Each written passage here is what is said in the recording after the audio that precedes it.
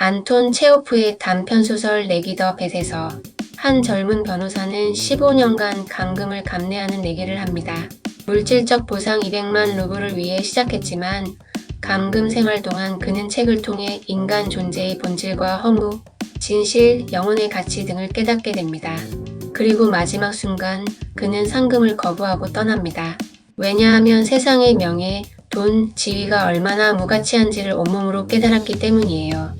어떤 사람은 자리라는 눈앞의 보상을 위해 자신의 진실과 영혼을 왜곡시키고 감정의 암투를 벌이며 살아가죠. 반면 어떤 사람은 그 자리를 버리고서라도 자유로움, 진정성, 그리고 영원한 가치를 선택합니다.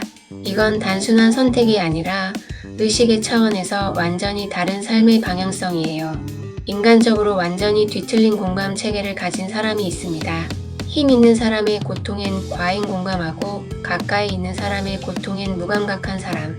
이건 공감이 아니라 권력에 감응하는 감정 반응입니다. 그 사람은 감정은 있지만 공감은 없습니다. 진짜 공감은 힘의 위계와 무관하게 생겨나는 것이기 때문입니다.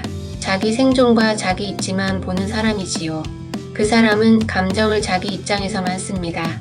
자기 얘기, 자기 필요, 자기 계획, 자기 감정은 전면에 내세워 드러내고 주장하지만 타인의 감정과 경계는 무시하거나 무력화시키는 식으로 행동합니다.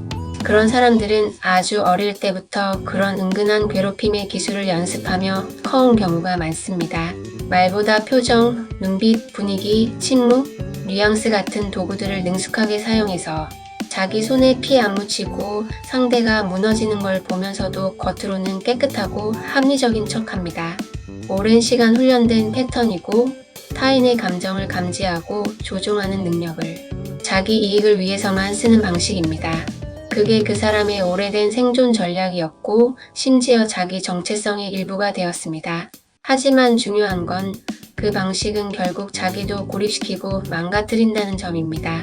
왜냐하면 진짜 친밀감, 진짜 신뢰, 진짜 관계를 만들어 본 적이 없기 때문입니다.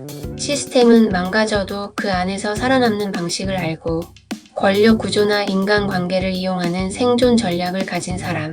리더들은 못 버티고 나가는데 그 자리는 계속 그 사람을 중심으로 돌아가는 구조가 생겨버립니다.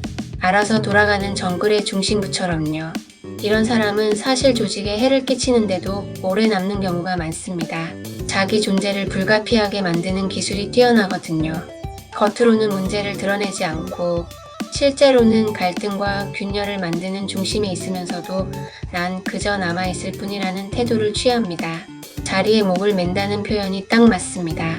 그 자리가 곧 자기 존재의 이유처럼 그걸 놓치면 무너질 것 같은 강박을 가진 사람입니다. 그 사람은 붙어있는 것처럼 보여도 사실은 제자리 걸음이나 퇴보일 수 있습니다. 외형적으로 뭔가 유지하는 것 같아도 의식이 10년, 20년 전 상태에 머물러 있다면 그건 진짜 생존도 성장도 아닙니다. 그 사람이 아직 거기에 붙어 있다는 건 스스로도 놓지 못한 것이고 외부 조건 없이는 내면의 공허와 마주할 수 없다는 증거일 수 있습니다. 말로 풀 수 있는 감정을 침묵과 눈치, 거리두기로 표현하는 건 사실상 정서적 공격이자 지배 행위입니다. 말은 안 하면서 행동으로 통제하려 하고 질문이나 대화에 응답하지 않으면서 분위기로 사람을 움직이려는 것. 그건 건강한 관계에서 나올 수 있는 방식이 아닙니다. 권력 게임이지 관계가 아닙니다. 사랑이나 애정은 상호적인 수용과 이해, 솔직함과 진심이 기반인데 감정을 권력처럼 써서 상대를 통제하거나 위축시키면 상대는 도망칠 수밖에 없습니다. 애정이 아니라 긴장이 쌓이니까요. 관계는 힘겨루기라는 깊은 무의식 아래 살아가는 사람입니다. 감정을 도구로 삼아 권력화한 경우는 흔치 않은 유형이고 훨씬 더 조심스럽고 은밀합니다. 겉으로는 피해자나 조용히 참는 사람, 내성적인 사람처럼 보여도 사실은 감정 흐름과 분위기를 교묘하게 조작해 상대를 죄책감 들게 하고 긴장하게 만들어 자기 중심으로 움직이게 합니다. 이게 위험한 이유는 상대가 오랫동안 내가 잘못한 건가? 하며 자기를 의심하게 만들기 때문입니다.